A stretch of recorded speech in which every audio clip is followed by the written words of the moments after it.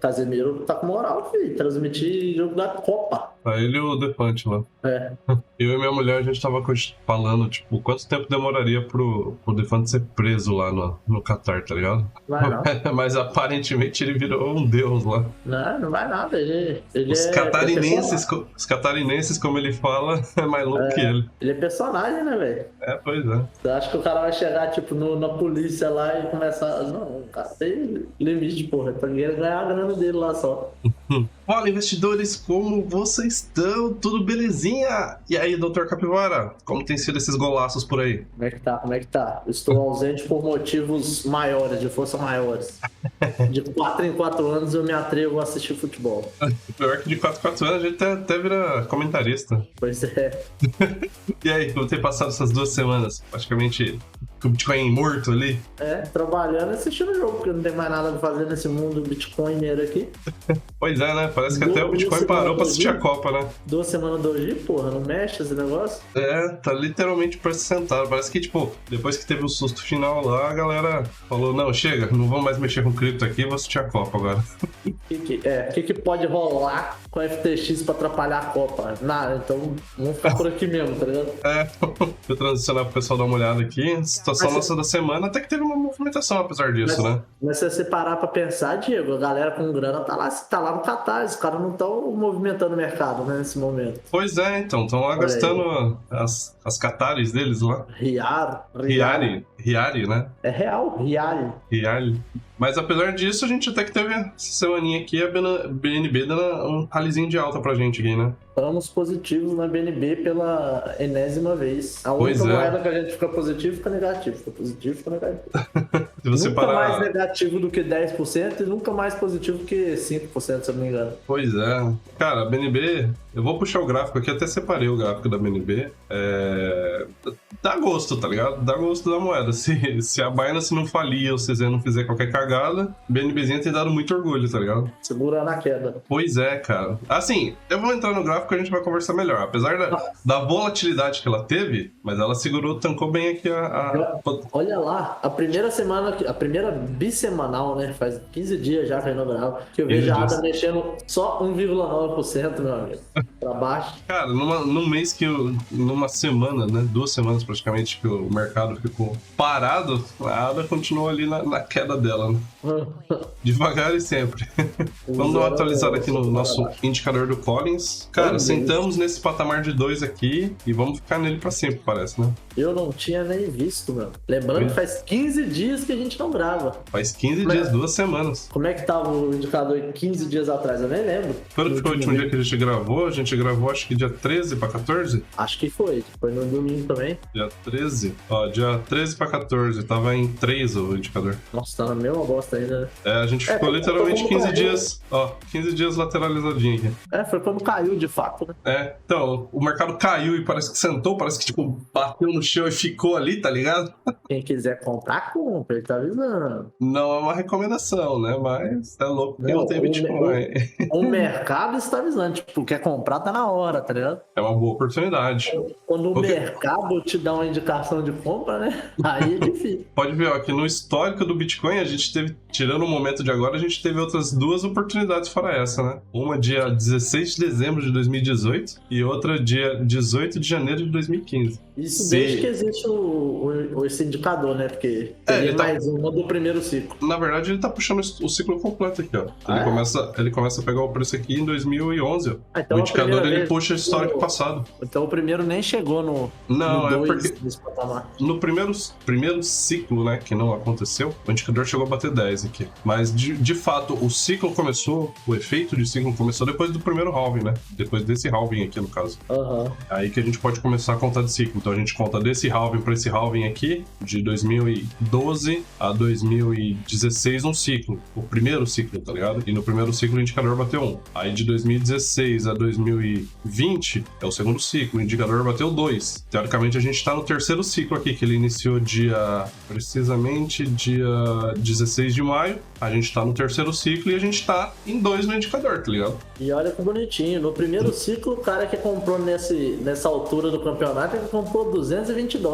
E teve a chance de vender a 19 mil antes de cair de novo. Do primeiro ciclo ali, né? Olha só essa pequena valorização. Coisa pouca. No segundo, o cara teve a chance de comprar 3.500, 3.400 e teve a chance de vender a 69, né? Que foi o pico. O 60, segundo pico. 65.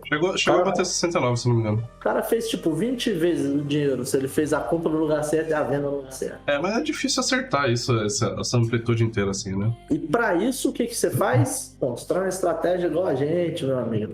Pois é. A gente faz nosso DCA 2.0 aqui e mantém a estratégia independente do que aconteça. Se o preço vai subir ou cair, a gente segue ela ali, ó. Bonitinha que nem um relógio. Inclusive, na quebra da FTX, meu primo me perguntou: será que vale a pena meter um dinheirão lá agora? Porque se caiu, vai voltar, né? Na FTX? Eu falei, não na FTX, mas tipo no Bitcoin em si. Falei, sossega, jovem gafanhoto. Chama um pouco de atenção, né? Não na FTT, ele ia colocar no Bitcoin. No mercado, né? Esperando que a treta acabasse logo e o valor recuperasse rápido, tá ligado? Mas, tamo aí, ó, 15 dias já nesse marasmo aqui embaixo. 15 dias sem se mexer nada. Deixa eu atualizar aqui o nosso indicador do Fear and Greed Index. Estamos ainda no patamar de medo, estamos oscilando aqui entre o extremo medo e o medo, e não tem muito do que abstrair por aqui, além do, tipo, o sentimento geral, né? Tipo, todo mundo falando que é o fim do mundo, que vai continuar caindo ao infinito. Eu não sei, eu não consigo, tipo, pegando o sentimento geral da galera, dos youtubers por aí, eu não consigo muito bem traçar qual seria o sentimento geral. Por algum lado, eu vejo alguns influencers muito otimistas, com uma possibilidade de fundo, talvez ainda ter o tal do rally, que foi cancelado, mas talvez aconteça. E enquanto que eu vejo, tipo, uma outra meia dúzia que tá completamente em pânico, falando que o Bitcoin ainda vai bater 8 mil dólares, tá? E sentimentos mistos, controversos, por enquanto. A gangorra de emoção tá grande, né? Pois é. Não vou ser hipócrita. No início, lá, uns 5 meses atrás, em junho, um pouquinho antes de junho, eu tava falando, que seja queda infinita, vamos comprar eternamente. Mas agora aqui em novembro o negócio começa a apertar. Você fala, porra, velho. Não que não para de acreditar na moeda, mas você fica meio que desolado, né? Caralho, não vai ter uma altinha aí não, só pra alegrar? Só pra dar aquele diazinho de... Sabe quando tá chovendo todo final de semana, aí dá um diazinho de sol, tá ligado? Só pra dar aquela alegrada? Tá faltando. Então, bear market é isso, né? Todo mundo falava que era assim. Se você parar pra pensar, a gente realizou, chegamos à marca de 1 ano de queda, literalmente, no dia 22. Olha aí. Dia 22, a gente marcou 1 ano de queda. Tem uma parte boa desse bear market que ele tá me preparando pro inverno lá no Canadá, tá ligado? Que a galera fala que é depressivo. Nada mais depressivo que você ficar 1 ano vivendo seu dia a dia. Não dá pra negar que é uma boa preparação, tá ligado? O que eu ia comentar do gráfico da BNB, eu deixei aqui salvo já. Olha essa lateralidade que o gráfico da BNB tem desenhado, tá ligado? Nossa, a gente entrou ali na seta vermelha, né? Pois é, aqui foi a nossa primeira compra de BNB. E pra você ver como, tipo, apesar do bear market, a BNB tem performado muito bem, tá ligado? Muito, muito bem mesmo. Segurou bastante o tranco nessa queda. Qual que é a variação em porcentagem aí, se você puxar? Do fundo ao topo, são 225. Se a gente puxar aqui do topo ao fundo, a gente tá falando de 70%, vai. Talvez um pouco mais se a gente puxar esse spikezinho aqui, ó. 75%. Pronto, porque uma ADA da vida já tá vencendo uns 90 lá, se bobear. Então, comparado com a Cardano ela tá seguindo mais ou menos esse canalzinho de queda aqui, né? Você pode ver que, apesar da ADA ter derretido 75%, contra a ADA aqui, a ADA já caiu 90%, tá ligado? E tem uma clara tendência de queda, né? Tem uma coisa melhor, que pra nossa carteira, essa queda da ADA não é tão boa, que ela dá poucos momentos de venda pra gente. Lá na BNB, por mais que ela não tenha por mais que ela tenha caído 70%, né? A movimentação dela, esses picos que dão aí, a gente vende BNB e sai um pouquinho no lucro. Então, tipo, a gente consegue dar umas compradas nos spike pra baixo e consegue dar uma vendida no spike pra cima. Hoje, mas se a Binance deixar, a gente vende, né? É que olhando graficamente assim, não dá essa impressão, mas, por exemplo, ó, essas 2 semanas aqui, ó, pegando diretamente no topo, 57% na ADA, tá ligado? Só que aí a gente tinha um problema, que o nosso preço médio dela não tinha nem nem chegado aí, tá ligado? Então a gente acabou não vendendo esses dias aí. Ó, 45 aqui. Se eu não me engano, a gente vendeu uma única vez até hoje. Deixa eu ver aqui, ó. Operações 30% aqui. Cara, a gente... não, a gente vendeu dia 23 de março, pra não falar que nós nunca vendeu ADA. Foi a única vez que a gente vendeu ADA. Ó, a BNB teve esse respiro aqui de 43%. Aí depois deu uma queda boa. Teve esse outro aqui de 80%. Tipo, tanto o respiro pra cima quanto a queda são bons pra gente, de uma vez só. Ó, um outro movimento de 50% na BNB. É que olhando o gráfico aqui, a gente tá olhando o gráfico semanal, né? O gráfico semanal, tipo, ele engana bastante. Mas a gente teve, tipo, boas altas, tá ligado? Mas olha a diferença. Na BNB, a gente vendeu 3 vezes. Sim, a BNB, ADA, sim. A gente vendeu só uma. Isso que eu tô falando. O gráfico da BNB, essas quedas e essas respiradas de uma vez só aí, dá pra gente brincar bem com elas. A gente acaba melhorando muito o preço médio nisso. Ironicamente, ó, a ADA, dada as devidas proporções, ela tá com um comportamento bem similar ao Ethereum, né? Uhum. É que a ADA caiu de forma mais constante, e o Ethereum teve essa recuperada aqui quando aconteceu o merge, né? É isso que eu ia falar, mas teve uma coisa absurda no Ethereum acontecendo pra segurar. Teve a Copa do Mundo do Ethereum, tá ligado? Então, tipo, deu uma modificada no gráfico, mas quando você olha, cara, não tá com muita diferença assim não, né? No movimento em si. O Ethereum, como a gente tem a mão mais pesada nele, os movimentos que precisam para vender Ethereum são menores. Sim. Então no Ethereum também, mesmo que o gráfico da BNB tenha se comportado melhor, no Ethereum a gente também já vendeu 3 vezes. Mas só para você comparar um pouco, as duas últimas vendas de Ethereum foram $22 e $19, enquanto na ADA foi tipo $4. Sim. É que a ADA é uma porcentagem muito menor, né? ADA não, desculpa, a BNB. É,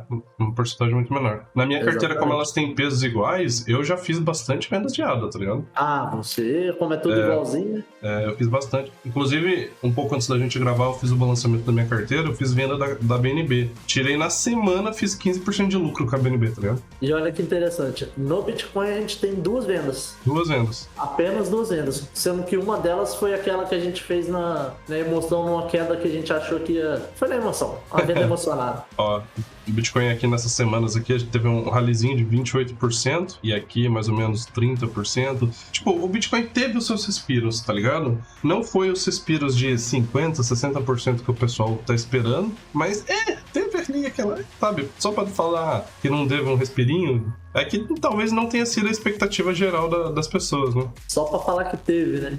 Então. Esse daqui é o gráfico da Link. Olha como o gráfico da Link tá bem similar ao gráfico do Bitcoin, né? Tá vendo? Ó, praticamente desenhado igual. E a Link, depois que chegou esse patamar de $6 aqui, sentou no preço, né? Link, diga-se de passagem, foi a moeda que a gente comprou com o melhor preço inicial. Sim. Porque a gente comprou ela um pouquinho depois do all-time high. Se eu não me engano, ó, a gente comprou nessa semana aqui. Quando a gente comprou, ela já tava com 57% de queda. Olha aí. A gente comprou ela justamente por uma queda grande, né? A gente comprou por causa desse candle aqui, ó. Foi no dia 6 de dezembro que a gente comprou ela.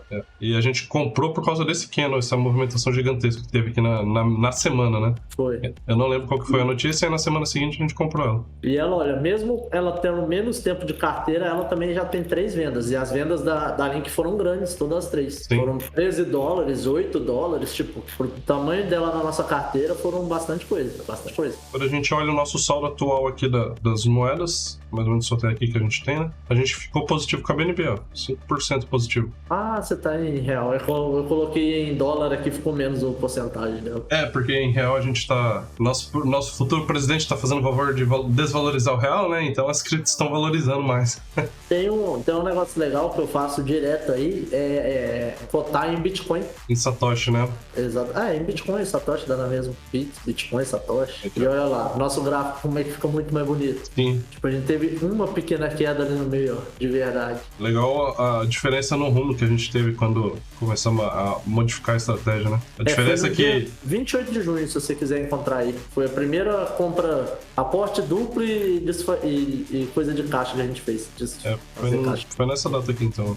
Mais ou menos aí. Aí começou a acelerar demais da conta. Pra você ver como, tipo, a gente dobrar o aporte, né? A gente sair de R$200 por mês pra 400, o que em valores absolutos absolutos não é uma diferença tão grande, tá ligado? E olha como, tipo, modificou muito na estratégia, né? E zeramos caixa, né? Tipo, Sim. Não só dobrou a velocidade quase quadruplicou nesse tempo. É que agora provavelmente ela vai dar uma assentada aí também, até a gente vender os satoshis. Sim, eu acho que a gente teve essa subida mais íngreme, né, enquanto tava comendo caixa, e agora a gente vai ter, tipo, uma subida mais de boinha, assim, né? Mas, querendo ou não, a gente já sentou ali nos, 71, 0,071. Ou seja, estamos quase nos 10 cents de Bitcoin na carteira, né? Inteira. Sim, na carteira. Tipo, em valor da carteira, né? Em valor da carteira. Quase 10 centavos de Bitcoin já, ó. Já. Qualquer um chegar a um Bitcoin, né? Agora que você comentou, deixa eu dar uma olhada como que tá isso daqui. Bitcoin? Ah, em real. Em real, tá em real, pouca diferença. Pouca diferença. Mas a gente teve, tipo, uma apreciação do dólar. Na BNB dá 1, alguma coisa de diferença. Sim. Bom, a gente seguir fazendo nossas comprinhas, né? Falando nisso, já tá separado aqui. Bora comprar? Bora comprar. Mensagem aqui. $4. Nem vi. Eles mandam essas promoçãozinhas, mas nós não conseguimos aproveitar porra nenhuma, velho. Tudo limitado, né? Pois é. As promoções de verdade vai ser no início do ciclo, vai. Igual foi antes, você lembra? Que você depositava e ganhava $10, as paradas assim. As missões, né? É. Recentemente teve uma que você tradeava, sei lá, tipo, $50 em Bitcoin e eles te davam mais 10. Nossa, assim. Mas hoje em dia tá limitado, tipo, os 5 mil primeiro ganha, tá ligado? Dinheiro tá curto, né? É porque antigamente, no início lá, no pau quebrando, quase 70, rumo aos 100 mil, tá ligado? Tava todo mundo ganhando $2 aqui, $5 ali. Dinheiro jorrando, né, jovem? Outra coisa que eu ia comentar, tipo, a Binance enxugando o APR de todas as moedas, tá ligado? Ó, matou o APR da DAI. A APR da BUSD, ela dropou pra 6% essa semana. Baixíssimo. Link, ela, tipo, caiu pela metade, era 0,4, se não me engano, caiu pra 0,2. Enfim, a Binance tá, tipo, cortando custos, tá ligado? Já que ela meteu o dedão na ferida lá de todo mundo lá, falando que tava insolvente e não sei o quê. E aí todo mundo... Uma hora todo mundo virou pra Binance e falou: e aí, Binance, qual é com você? Como você tá, né? Agora tem que aguentar. Pois é. Pô, já que a gente tá no assunto, o CoinMarketCap lançou como consultar o Proof of Reserve aqui das exchanges. Eu vi que ele lançou e não vi como é que faz. Aqui, ó. Aí, ó. Aí do ladinho aí. Ela tem esses que tem esse símbolozinho aqui, são os que estão com o Proof of Reserve, tipo, declarado, tá ligado? Aí você consegue entrar e ele mostra qual que é a situação das carteiras da Binance. Claro que isso daqui é o que a Binance tá fornecendo, né? Eles declararam. Isso daqui é o que a Binance tá fornecendo, então vale citar isso daí. Aí você tem, tipo, os endereços das carteiras, das principais carteiras, tá ligado? O saldo de cada coisa, que você consegue ver a distribuição de alocação delas. Enfim, eles estão caminhando pra, tipo, mais transparência nessa parte, tá ligado? Eu vi que a Binance eu não sei se ela já implementou ou ela ainda está em processo de implementação, uma forma de mostrar ela vai separar em carteiras de cada usuário o saldo de cada pessoa, tá ligado? Ela vai criar lá dentro dela subcarteiras e você vai conseguir ter a hash da carteira e consultar quanto tem de saldo efetivamente na sua carteira. Não vai ser mais uma carteira geral da Binance, tá ligado? Enfim, lições aprendidas, né? Lições aprendidas com esse evento da FTX e agora, bem ou mal, o mercado está, tipo, evoluindo a isso, né? Mais interessante que se você voltar aí, você vê que a Kraken não tem negócio. A Kraken ainda não divulgou, mas a gente tem o da KuCoin. Se eu não me engano, acho que a Kraken já tinha feito um reporte disso, tá ligado? Bitfinex tá ok, ó. Tá com um vizinho. E a Bitfinex não tem moeda dela não, né? A Bitfinex tem. Tem? Qual que é a moeda dela? Eu acho que é a BIT. Acho lá no coisa não tem não. Mas aí lá tem, tipo, 38% do valor tá em LEO. LEO. Porra, é essa? Ó, a Kraken aqui explicando como que funciona o Proof of Reserve. Ela fez como consultar dentro do site dela, se não me engano. Dentro da plataforma direto. Porque a Kraken, que você falou no vídeo anterior, né? Ela já é focada nisso em si. Cara, em termos de segurança, a Kraken sempre prezou muito por isso, né? Esse sempre foi muito foco dela. Ela liberou agora no mês 11. Enfim, aqui tem uma relação das corretoras, o que eles liberaram já, screenshots e tal. Mas, como eu falei, a gente só aprende as lições quando a gente apanha, tá ligado? O único jeito é aprender assim, da pior maneira possível. E, tipo, o mercado cripto tirou uma grande lição esse ciclo quanto às corretoras, quanto à alavancagem, quanto à transparência. Então, eu acho que isso, pro próximo ciclo, essas questões vão estar muito mais maduras, tá ligado? Cada ciclo vem com um aprendizado. Desse ciclo foi ele. Pois basicamente isso. A gente teve, na parte de inovação, esse foi o grande ciclo do DeFi, né? A explosão do DeFi aconteceu nesse ciclo. Em contrapartida, a implosão do mercado cripto veio por conta das DEX centralizadas, né? Olha que contrabalanço. Enfim, vamos fazer nossas compras. Bora. O que a gente pega hoje de Bitcoin? De Bitcoin, só um minuto que eu já estou confirmando. Vamos lá. De Bitcoin, quarentinha redondo. $40? 40 dólares? Pouquinho dólares. Tinha sobrado algum dólar que a gente precisava sacar? Eu acho que não, mas eu já ia avisar agora isso, que talvez... Porque sobrou só 34 aqui. Então, talvez a movimentação de hoje inteira fique ou faltando ou sobrando um pouquinho de dólar, que é a da BNB e a gente não vai conseguir vender. Acho que vai sim. Quanto que é pra vender da BNB? Puta, é $4. Acho que dá pra vender sim. Tenta aí. Dá uma olhada se não tem dólar travado também, só pra ter certeza. Ó, teoricamente dá mais que o mínimo. Tenta aí. Só tem que desbloquear lá, né? Tem isso. Dólar tem $8 aqui travado. Então destrava e aí. Resgatar esses dólares aqui. Quanto que eu resgato da BNB? Você tem o valor já? Eu vou ter que colocar aqui, só um segundinho. 290. Você vai sacar dela 0,014. 0,014. Isso. Então, já que tem o dólar aí, eu vou passar os valores certinhos. Tá. Aí já fica certinho. A BNB dá pra vender os $4 de lucro que a gente teve aqui. Vende aí. Pronto, vendido já. Vendeu 4, né? Redondinho. Isso. Só vender 4, a gente sacou 6, eu acho, do que tinha lá no Earn. Tem 46 agora. Show. Agora você vai comprar Bitcoin. Bitcoin já comprei. Então beleza. Então você vai comprar Ethereum. É porque o Bitcoin tinha uns quebradinhos ali, mas foda-se. Vai ficar de caixa. Fica o próximo vídeo. 25,85 de Ethereum. 25,25. Isso. Foi comprado. Você vai comprar ADA. 12,36 em ADA. Deu incríveis 40 ADAs. Olha aí, ó. E quanto que sobrou aí de coisa pra comprar link? 7,90. É 7,67 pra link, olha aí, ó. Dá pra mandar tudo. Vamos comprar tudo isso aqui então. Vamos mandar tudo. É só os quebradinhos que ficou faltando no Bitcoin. Compra tudo em link. Comprei errado, comprei em ADA. Mentira. Comprei em ADA. Então deixa lá. Semana que vem nós conserta. Não vamos ficar vendendo beleza. Não.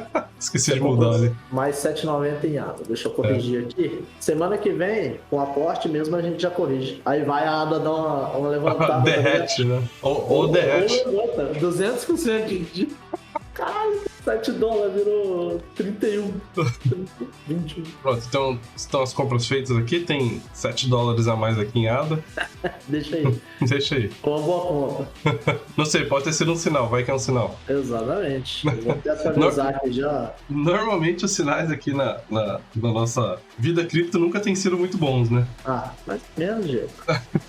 A gente tá baixando o preço médio, olha só, isso é uma coisa boa. Sim, esse é o nosso objetivo principal, né? Vamos lá. De Bitcoin você comprou esse valor aqui, deixa eu colocar ele aqui, comprou $40, correto? Isso. Já coloquei aqui. Aí Ethereum, tá certinho. Aí, olha só, comprou 67 ADA. A ADA tá com preço de banana agora. Fala dela, 20,26 certinho também. E nós vendemos essa quantidade aqui em BNB, certinho. Ops, prontinho, adicionado. A gente ficou com quanto em dólar? Desculpa, 7 e alguns quebrados, né? Não, dólar a gente zerou tudo. Nós compramos no link, desculpa. Virou ADA, né? Virou ADA, olha. Virou tudo ADA. Mas tá lá, tá adicionado já. A gente foi pra incríveis. Vou mostrar aqui, pessoal. 6.600. Estamos brigando aqui entre os 6 e 8 mil reais agora. E compramos meio centavos de Bitcoin nessa compra de hoje. Legal que a gente já zerou o preço da BNB, né? Voltamos pro 0 a 0 quase. E acaba fazendo isso, né? A gente sempre vai vender a rebarbinha. O lucrinho dela, né? Enfim. E aí, vamos atualizar preço médio ou nada? Deixa a gente fazer isso daí pro outro vídeo, a gente já traz atualizado. Senão isso daí demora muito. Fechou. Vamos partir pra parte de notícias aqui. A gente tem uma questão que eu falei pra você, que os sentimentos estão muito mistos com relação ao pessimismo e ao otimismo, tá ligado? Muita gente acredita que a gente já tá no fundo, muita gente acredita que a gente ainda não está no fundo. Se a gente parar pra ver como anda um apanhado geral das notícias, a gente tá encontrando notícias como essas daqui. A gente tem como grande indicativo o fundo dos ciclos, normalmente tem sido a capitalização dos mineradores, né? Seria o último grande evento antes da gente resetar o ciclo de queda. E caminhando do jeito que a gente está com o preço do Bitcoin, a gente está cada vez mais próximo disso. Então a capitulação dos mineradores pode estar muito próxima disso. Se a gente para dar uma analisada na matéria aqui do CoinTelegraph, eles mostram que o valor de lucro pela mineração está mais ou menos próximo do mesmo patamar que a mineração de Bitcoin rendia lá em novembro de 2020. Então a gente tá... A lucratividade dos mineradores regrediu praticamente 2 anos, tá ligado? Em parte disso, eles deram pelo aumento vertiginoso que a gente teve no hash rate. Olha só como a gente teve, apesar do bear market ter começado, né, em novembro aqui foi o banimento da China, quando a China baniu a mineração, que a gente teve a realocação dos mineradores por todo o globo, praticamente, né? E você pode ver que, tipo, a gente varou reto aqui e os mineradores seguindo colocando computadores na máquina para fazer mineração, tá ligado? Mesmo com o preço derretendo, praticamente. E a dificuldade computacional, ela tá, tipo, nas máximas. Faz tempo que nunca foi visto um valor desse assim. E isso representa a segurança que a rede tem, né? Por outro lado, a gente pode ver que a lucratividade dos mineradores estão, tipo, pífias, tá ligado? Os poucos mineradores que conseguem ainda ter algum tipo de lucro com o Bitcoin na faixa dos $16 mil, estão se segurando das formas que podem. Então, se a gente não tiver uma recuperação do preço nas próximas semanas, talvez, muito provavelmente esses mineradores vão ter que entrar numa capitulação agressiva, tá ligado? E aí a gente pode ver eles dampando as reservas que eles tiverem de Bitcoin no mercado para pagar custos e pagar falências por aí, tá ligado? Não entendi. Meu amigo, o pau ainda tem muito pra quebrar, né? Então. E se a gente for parar pra pensar um pouco mais em cenário macro, dessa situação de tipo, as coisas ainda vão piorar, né? Se a gente for caminhando por essa tese de que ainda vão piorar as coisas, olha que interessante esse estudo do Collins. O Collins é o mesmo cara do indicador que a gente utiliza lá. Ele trouxe esse estudo aqui mostrando uma correlação do preço do S&P 500, que é essa linha laranja, e essa correlação com a taxa de juros americana. Como que a taxa de juros americana impactou o preço do mercado deles ao longo do tempo, né? Então ele conseguiu constatar uma confluência interessante que assim, todas as vezes, ou próximo das vezes que o Federal Reserve atingiu o pico máximo da taxa de juros e fez o tal do pivô, que é quando ele começa a desacelerar a taxa de juros, diminuir a taxa de juros, que normalmente a gente pensa que quando os juros começam a cair é o momento do bull market, né? Normalmente a gente tem esse conceito. No S&P 500 foi um movimento contrário. Você pode ver que a linha azul na vertical aqui representa quando o Federal Reserve fez o ponto de pivô e começou a redução da taxa de juros e em todas as vezes o preço do S&P 500 caiu. Uma correlação pesada isso aqui, tá ligado? Então a gente... Porque que quando... Qual é a tese por trás disso? Então, o ponto seria que quando o governo precisa diminuir a taxa de juros, significa que o governo tá... Na prática, quando o governo sobe a taxa de juros, ele tá tentando frear o mercado, porque a inflação tá muito alta, o preço das coisas está subindo muito forte, então ele tende a subir a taxa de juros para tirar dinheiro do mercado e frear a economia. Só que todos esses efeitos de frenagem da economia, eles passam pelo ponto ideal e vão para o outro lado, onde a gente atinge um momento de recessão. Então, todas as vezes que o governo precisa estimular a economia, é porque provavelmente a gente está num momento ruim, a economia está precisando de incentivos. Então, ele vai lá e abaixa os juros. Então, todas as vezes que os juros foram abaixados, é porque a economia estava ruim, sacou? Então, por isso que, quando o Fed inicia a sua baixa de juros, significa que ali, naquele momento, o Fed o Banco Central, no caso, está confirmando que, o mercado está ruim e a gente precisa incentivar vocês. Então ele vai lá e joga a taxa de juros para baixo. E E no mercado acionário, isso sempre representou quedas. Você pode ver, ó, se a gente pegar aqui pro passado recente nosso aqui, em 2000, quando a gente teve o movimento da redução da taxa de juros em 2000, a gente teve uma queda de 51% no S&P 500. Eles começaram a reduzir em outubro de 2000 e o fundo da queda atingiu em 30 de setembro de 2002. Ou seja, uma queda de 2 anos a 51%. Se a gente caminhar um pouco mais para frente, a gente teve isso em 2007. Em 2007 foi a crise imobiliária. Quando os juros terminou de cair em junho de 2007, o S&P 500 marcou fundo em fevereiro de 2009, 2 anos depois, com uma queda de 58%. A gente teve um movimento parecido aqui, que foi... Deixa eu ver se eu consigo dar um pouquinho mais de zoom aqui para ficar mais visível. Aqui. A gente teve um movimento parecido aqui no Covid. O governo reduziu a taxa de juros para estimular o mercado para conseguir passar pela fase da pandemia em julho de 2019, e aqui foi um período um pouco mais rápido. Em março de 2020, o S&P 500 marcou o fundo, que foi no dia do Corona Day, com uma queda de 35%. Então, baseado nisso, ele fez algumas projeções.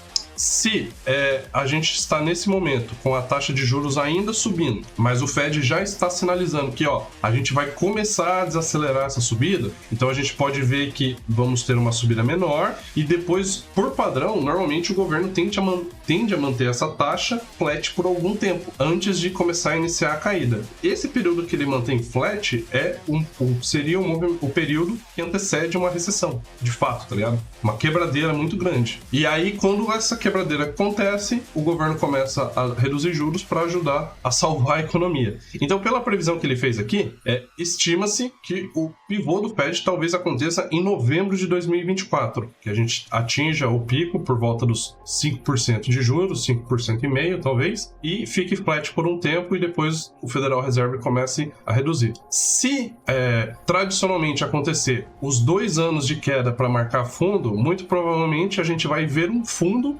no S&P 500 por volta de setembro de 2026. Olha. Então o que ele estima? Ele estima que enquanto a taxa de juros estiver desacelerando a subida e manter ela estável, a gente pode ver um S&P 500 andando mais ou menos aqui de lado. Ele desenhou aqui um S&P 500 mais ou menos lateralizado, tá vendo? Ou um pequeno rally acontecendo. Talvez seja esse o rally que todo mundo esteja esperando. E mesmo assim, depois desse rally, a gente ainda pode ver uma queda que pode chegar de 48% a 56% lá do topo. Aí é meio difícil o Bitcoin seguir essa queda toda, né? Essa quebradeira toda, porque halving acontecendo no meio e tudo mais. Então, eu parei para pensar um pouco sobre isso. A gente tá previsto o halving para acontecer, eu tenho ele até marcado no gráfico do Bitcoin aqui. A previsão do próximo halving tá em novembro de 2023. Então a gente teria, se a gente for pegar essa confluência aqui, 1 ano antes do Fed iniciar o pivô de fato, a redução da taxa de juros, a gente teria o halving. Historicamente, o pico do Bitcoin foi encontrado entre 6 a 8 meses depois do halving. Isso. Então a gente poderia ter o halving em novembro de 2023, talvez no meio de 2024 o Bitcoin tenha atingido seu pico, e aí ele comece a fazer um movimento de bear market, e junto a gente pode ter o tal do pivô do Fed reduzindo a taxa de juros e o S&P 500 derretendo. E aí a gente pode ter um cenário mega catastrófico lá na frente, tá ligado? Falando de Bitcoin, a gente pode pegar um período de bear market somado com essa quebradeira do S&P 500. Bitcoin voltando a 15 mil. Não sei. Tá ligado? Depois alcançou, sei lá, 280 mil, depois volta pra 16. Poderia ser algo dessa magnitude. Nossa carteira ia rir de uma ponta a outra, porque nós só compra ela lá no chão agora. Imagina a gente descer nessa montanha russa inteira com 95% do caixa em dólar. Pois é, cara. Pois é. Então, tipo, isso daqui é uma projeção de longo prazo. A gente tá falando de daqui 3 a 4 anos pra frente, né? É provável também que o próximo pico não seja tão pico assim, né? De acordo com essa confluência de fatores. Porque até então a gente só teve pico em mercado ascendente. O Bitcoin foi criado aqui, ó. Aqui foi a criação do Bitcoin, em 2008, na quebradeira de 2008 para 2009. Toda a vida do Bitcoin foi essa bull run aqui, ó. Exatamente. Vai ser o primeiro pico em uma bear market, vai, do mercado tradicional. Sim. Então é provável que ele não alcance, tipo, aquele patamar que a gente falava lá no início do alvo 1, alvo 2, alvo 3. Talvez ele pare no primeiro ali já, tá ligado? Então, assim, muito se fala, acho que é quase um consenso geral, que no próximo ciclo a gente atinge os 100 mil do Bitcoin, porque dos 70 pro 100, mas 30 mil ali, não é muito longe, tá ligado? O 100 não seria tão irreal. Eu acho, a princípio, lá atrás, eu achava que ele ia, tipo, pra 100 e caralhada já, tá quase 200 vai ser próximo. Seguindo essa lógica que ele tinha de ciclos anteriores, né? E se, aí eu extrapolando todas as especulações e, tipo, viajando na maionese já. E se no próximo ciclo a gente teve, de fato, a entrada do institucional, que isso meio que começou agora nesse nosso bear market, tá ligado? E no próximo ciclo, o ciclo inteiro, os institucionais, as pessoas, tenham tido uma grande consciência de que o Bitcoin é uma proteção contra uma crise. E em 2024, no final de 2024 ali, a crise chega. A gente poderia... daquela crise, né? Exatamente. Então a gente poderia ver se os institucionais realmente começaram a entrar em novembro do ano passado, já estão um ano aqui no mercado se posicionando, e eles já estavam prevendo a entrada para o próximo ciclo nosso, agora em 2024, de 2023 a 2024, talvez nessa crise de 2024 que a gente esteja especulando aqui, de 2024 a 2026, o Bitcoin pode ser o porto seguro dessa galera. Mas aí aqui já é, tipo, viajando muito na maionese, né? Se isso acontece, o pico já dá aquela estourada, mas ainda assim eu não acho que vai ter o potencial inteiro, tá ligado? A não ser que realmente a galera, pô, isso aqui é o ouro, vou guardar aqui contra a inflação. Então. Mas, sei lá, eu acho que ainda não tá na hora, tá ligado? Vamos ver como que o mercado vai se reagir com isso, né? Hoje, dia 27 do 11 de 2022, e eu tenho essa sensação de que não tá na hora, que a galera não vai fazer esse movimento com tanta força ainda. Porque você vê os institucionais entrando, mas você vê eles entrando com um pezinho, tá ligado? Um pezinho pode ser. É muito... Quem fala isso é o Rodrigo da Liga Cripto. Ele fala que o próximo ciclo pode ser o ciclo mais explosivo que a gente já viu. Porque o próximo ciclo vai ser marcado pela entrada do capital institucional. Então, tipo, nunca o Bitcoin viu tanto dinheiro quanto pode vir no próximo ciclo. Ele bate muito nessa tese, tá ligado? Sim, mas o mais explosivo também, se o Bitcoin cair, sei lá, até 7 mil dólares, igual a galera tá falando, e subir pra 100, aí realmente vai ser um ciclo muito explosivo, tá ligado? Aí é difícil prever, né, no final das contas. Se a gente for parar pra pensar nessa parte de adoção dos institucionais, já conecta um pouco com essa notícia que eu deixei aqui, ó, na agulha aqui. El Salvador criou um escritório nacional de Bitcoin pra tratar os assuntos de Bitcoin, tá ligado? Na semana passada a gente acabou não gravando vídeo, mas a gente soltou notícia no Instagram. Se você não segue nós no Instagram, segue lá, que tem notícia sempre, todo dia. O presidente de El Salvador tá caminhando com a legislação para que ele possa soltar títulos de dívidas públicas lastreados em Bitcoin. Ele está abrindo a legislação para isso, tá ligado? E hoje, no dia 27, a gente teve... O El Salvador anunciou que abriu literalmente um escritório nacional de Bitcoin para lidar com assuntos de Bitcoin. Não é mais o dinheirinho, né, do Bukele lá. Ele tá literalmente cada vez mais integrando o Bitcoin dentro do país dele. Então a gente pode ver, talvez, no próximo ciclo, movimentos como esse acontecendo agressivamente em vários países. Aí você pensa, pô, não é só o dinheiro do institucional, é dinheiro, tipo, nações entrando nessa merda aqui, tá ligado? Aí dá dinheiro de verdade, mas El Salvador é um ponto muito fora da curva, né? Então. Nesse ponto aí, eu não vejo, tipo, óbvio que você vai ter outras nações pequenas que talvez entra nessa porra. Passa adesão, né? Isso, muito obrigado. Mas, pô, você vê uma França fazendo, né? Cara, a gente tá vendo a Suíça. Né? Mas a Suíça é a Suíça, né, meu amigo? Assim, eu entendo o que você fala, tipo, quando a gente para pra pensar, a gente vê os países necessitados da África, porra, a galera já abraçou cripto lá do jeito que pode, tá ligado? Os nossos vizinhos aqui, a Argentina tá se salvando, se agarrando ao Bitcoin pra conseguir sobreviver, tá ligado? País em decadência, ou país que não controla a própria moeda, é natural que eles vão pra esse caminho. Lógico, porque é muito... O Brasil da vida, tá ligado? É muito melhor ele imprimir real. Mas eu acho que assim, esses países, os países mais fortes, assim, que com certeza não vão querer abrir mão da sua soberania monetária, né? No caso, o exemplo do Brasil, China, Estados Unidos. Eu acho que, assim, talvez eles não sejam tão dependentes do Bitcoin, mas talvez criem uma situação, um cenário, onde eles precisem ter Bitcoins para, tipo, literalmente conseguir se relacionar com os outros países, tá ligado? Quem pode fazer isso é a Rússia, né? Em termos de força. Olha só, falo que o assunto foi preparado, tá ligado? Eu já sabia mais ou menos que você ia comentar essa notícia porque eu li ela. Então, o Putin, ele tinha falado na semana passada sobre a abertura de uma exchange nacional dentro da Rússia. Literalmente abrir um banco de cripto onde o governo controlaria e faria essa taxa de câmbio pros russos, né? E ontem, se eu não me engano, não, dia 24, o Putin tá tendo uma conferência, né, lá na Rússia, e ele comentou que seria extremamente bom se o mundo aderisse a uma forma de pagamento em blockchain que não tenha o controle, que nenhum país tenha controle sobre isso. Para que, em casos como o dele, ele literalmente falou isso, em casos como nós que estamos passando por uma sanção por conta da guerra, não tenha outros países sendo afetados por conta disso também. Enquanto que o comércio possa acontecer livremente, independente da merda que esteja acontecendo. Basicamente foi isso que ele falou, né? E olha só, esse movimento dele foi mas tão natural que você comentou ele no vídeo de fevereiro. Um ano atrás a gente começou a falar sobre isso, tá ligado? Fevereiro, Márcio. Foi um ano, mas foi quase. Já tá quase um ano, tá ligado?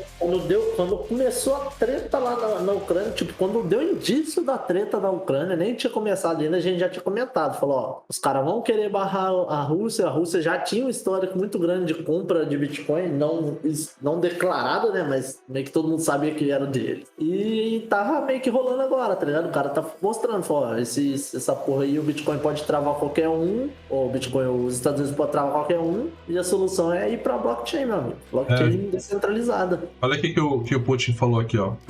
A tecnologia das moedas digitais e redes blockchain pode ser usada para criar um novo sistema de pagamentos internacional que será muito mais conveniente, absolutamente seguro para os seus usuários e, o mais importante, não dependerá de bancos ou da interferência de terceiros. Estou confiante que algo assim certamente será criado e desenvolvido porque ninguém gosta do ditame dos monopolistas, que está prejudicando todas as partes, inclusive os próprios monopolistas. Sim, não descarta a possibilidade do cara só meter uma blockchain lá da moeda russa, tá ligado? Que eu esqueci o nome dele agora, e falar que é uma blockchain descentralizada e foda-se, tá ligado? E vai ficar no final tudo na mão dele. Mas esse discurso que ele toma aí é benéfico pra caramba. Sim, o que eu acho que pode acontecer.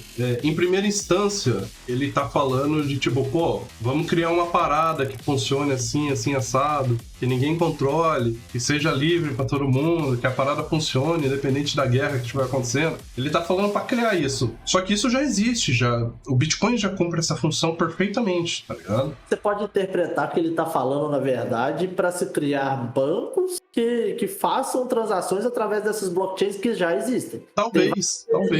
Se interpretar isso. Isso que eu tô falando. Eu não descarto a chance dele criar uma blockchain e falar que aquele negócio lá é o melhor que existe. E ele vai tomar no curso se fizer isso. Cara, eu penso assim, ó. Talvez ele esteja na cabeça dele fomentando a ideia de, tipo, criar um ecossistema total que trabalhe em cima de blockchain, criptos e tal. Eu acho que ele falar isso, ou El Salvador propor a integração de Bitcoin dentro do governo, ou qualquer outro país, Lugano lá na Suíça, enfim, isso faz com que as pessoas comecem a estudar o assunto.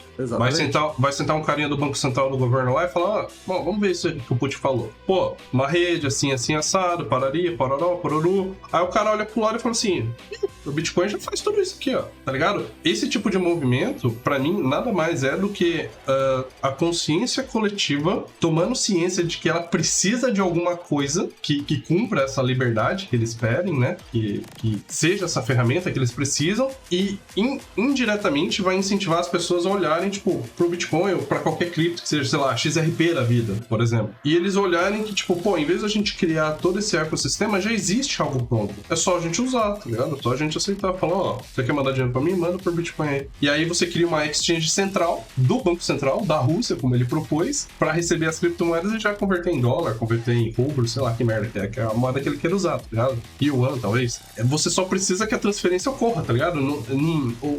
O país em si não precisa fazer que nem Bitcoin, que nem El Salvador, e manter reservas em Bitcoin. Talvez uma pequena porção, tá ligado? Só pra fazer a exchange nacional funcionar.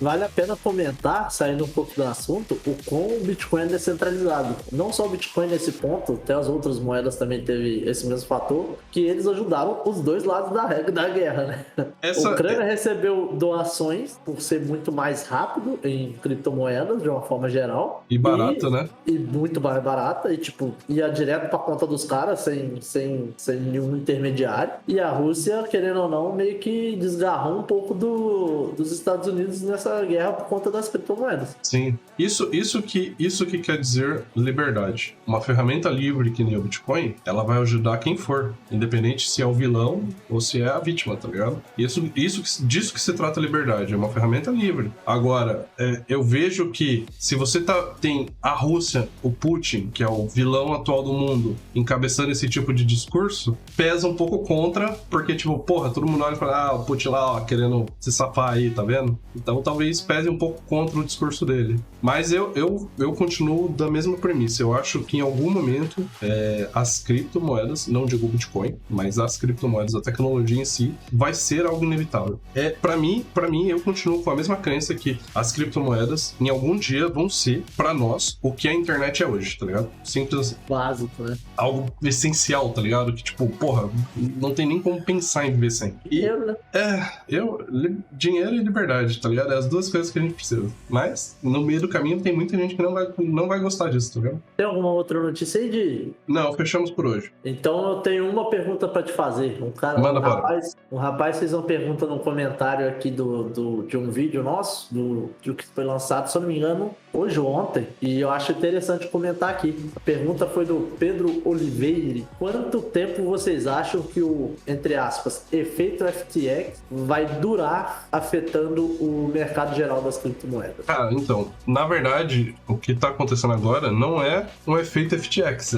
A gente ainda tá vendo reverberações do colapso da Luna, né? A quebra da FTX agora nada mais é do que um efeito colateral do colapso da Luna. E o colapso da Luna aconteceu porque a gente estava num cenário de bear market. Então eu penso assim, levou mais ou menos uns 6 meses, acho que do colapso da Luna até a FTX. Se for ter algum outro tipo de reverberação ainda, eu chuto pelo menos mais uns 6 meses, tá ligado? Mas pra falar que o medo completamente sumiu do mercado, puta, só quando a gente sair do bear market agora. Pra mim, pelo menos é desse jeito. Até porque entre o colapso da Luna e o colapso da FTX, a gente teve semanas de altas aí no meio da brincadeira, né? Pois é, então. O movimento, assim, o mercado esquece muito rápido as coisas. Essa que é a verdade, né? A gente esquece muito rápido. Então, 3 meses depois do colapso da Luna, a gente já tava vendo um monte de shitcoin pra investir, o DeFi, caralhada 4, só puxar os vídeos que a gente tava fazendo, tá ligado? A euforia volta muito rápido pro mercado. Mas, de tempos em tempos, vem aquela puxada de tapete pra lembrar, você ainda tá no bear market, filho. Toma cuidado. Por conta de comparação, o bear market, a quebra da Luna, puxou o Bitcoin 41% pra baixo na época. E, tipo, desde então, a gente teve uma respiradinha de 42% positivo e outra respiradinha aqui de, 15, 20%. E depois a queda de novo agora da moeda da FTX, descendo mais 25%. Eu acredito, eu vou muito pelas suas falas aí do tempo de bear market. Primeiro a gente tem o ciclo do Harvey, né? Ele influenciando muito ou não, ele influencia. Não tem como. O choque de oferta é muito grande, né, cara? Minerador minerando menos moeda entrando no mercado, mais gente entrando. É meio que natural que vá pra cima. Agora o quão pra cima, vamos descobrir. No final das contas, a gente tenta prever o futuro, mas não tem como prever muito, né? O melhor que a gente pode fazer é, tipo, se expor ao mercado e controlar o quanto de exposição a gente vai ter. No final das contas, é isso que dá pra fazer. Isso. E é isso. Quer deixar mais algum recado, pessoal? Quem não se inscreveu ainda é burro. Se inscreve lá no Instagram, segue nós. Tem um monte de notícia boa. No link desse vídeo aqui, a gente tem um convite do grupo do WhatsApp. Se você quiser bater papo com nós, entra lá. Você vai ter um monte de maluco lá conversando sobre criptomoedas o tempo todo. E pra cada inscrito aqui é um gol do pombo, apenas.